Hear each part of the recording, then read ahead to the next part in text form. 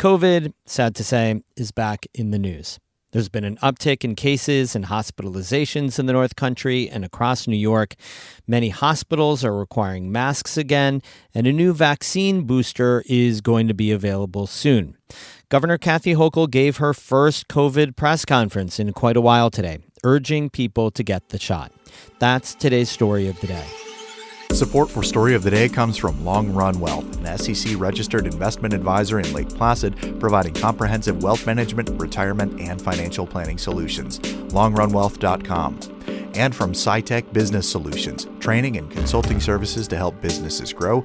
More information at citec.org.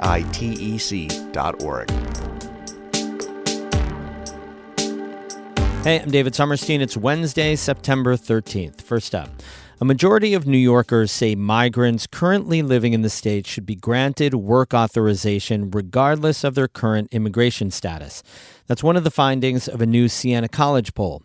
The poll also shows 60% of New York residents are in favor of a pathway to citizenship for all undocumented immigrants in the United States. At the same time, Siena Research Institute Director Don Levy says many of those polled have serious concerns about the current influx of migrants. So, for example, 42% of New Yorkers feel as though the current migrants take more in resources than they return in economic activity or in taxes. 35% believe that migrants simply want free handouts, they don't want to work. 31% that they're dangerous, perhaps criminal. Levy says these attitudes, which are more common among Republicans, are reflective of their fears. They're afraid for their jobs. They're afraid for their tax dollars. They're afraid about the potential impact on criminal behavior that they think is very real. 11% of the New York residents who responded to the poll said they were born in another country. The New York State Power Authority unveiled a new high-speed electric vehicle charging station in Potsdam yesterday. It's the largest such site in the North Country. Catherine Wheeler was there. At the Stewart's Shops on Maple Street in Potsdam, the New York Power Authority installed 4 new fast chargers for electric vehicles. Combine those with the 4 Tesla chargers that were already at the gas station, the spot is now the biggest high-speed EV charging site in the North Country. The New York Power Authority's Chief Operating Officer, Joe Kessler, says the new infrastructure will help to bridge the charging gap EV drivers face between Watertown and Plattsburgh, along with those driving in the Adirondacks. This will bring convenience to local EV drivers, attract more travelers to tourists to the North Country, and encourage economic development for local businesses and communities. Assemblyman Scott Gray says he's talked to constituents who say they're hesitant to buy an EV because they don't know if there's enough charging stations to get them where they want to go. So we have to do a better job at communicating the availability of charging stations. We also have to do a better job at maintaining the electric vehicle charging stations as well. NYPA Senior Director John Markowitz says this is the first site where they've used a power sharing technology, meaning it can take as little as 15 to 20 minutes to fully charge a vehicle. He says they have a goal of building stations like this every 50 miles to make EVs a more dependable form of travel across New York. And to build them everywhere in the state, like not just along the thruway, but also in the areas where people come to visit the universities, to go for tourism and all that. So that's why we built out in the Adirondacks and the North Country and all that as well. He says NYPA is getting ready to build more chargers on the Northway in the Adirondacks to build up the infrastructure. Catherine Wheeler, North Country Public Radio in Potsdam. One of the founders of historic Saranac Lake and the Adirondack Architectural Heritage Organization died earlier this month. Mary Hochul was 80 years old. She was also involved in the Village Improvement Society, which plants flowers and maintains many of the parks around the village. Speaking with NCPR last year, Hochul said the small size of Saranac Lake allows people to dream big. If you've got an idea and you're willing to put your work behind it and do it for free, you can do it. You know, if you were in a city, forget it. There would be just too many other people, too many reasons not to do it. But if you feel like being entrepreneurial about it, you can. And that makes it fun, actually. Historic Saranac Lake is collecting donations in honor of Mary Hochul, and the museum is hosting a celebration of her life later this month.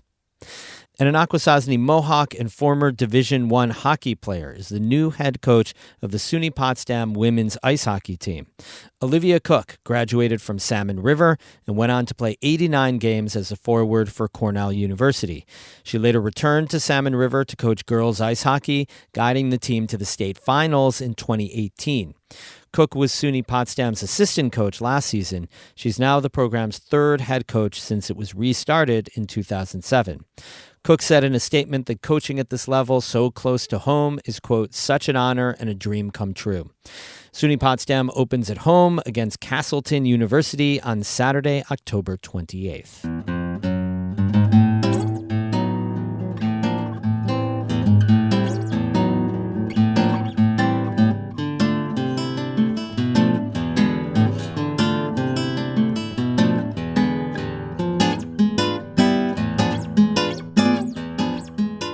With COVID cases on the rise again, Governor Kathy Hochul resumed briefings on the illness earlier today.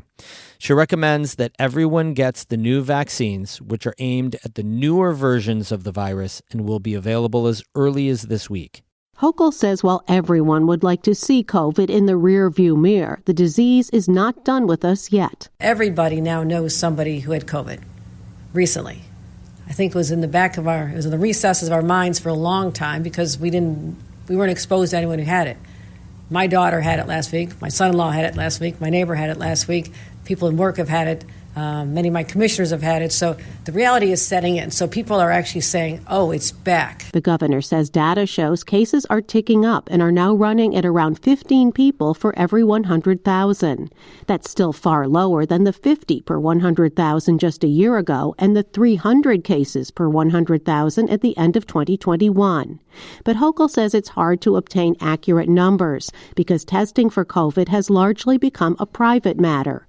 People use at-home test kits and stay home for a few days until they feel better, but they don't normally notify their doctors or seek a test from a hospital or health clinic. COVID-related hospitalizations have been increasing since July. State health officials say 60% of all hospitalizations in some regions of the state are due to people having the illness. Hochul says the good news is that a new vaccine aimed at providing immunity to some of the newest variants of the virus will be available in New York as early as Friday.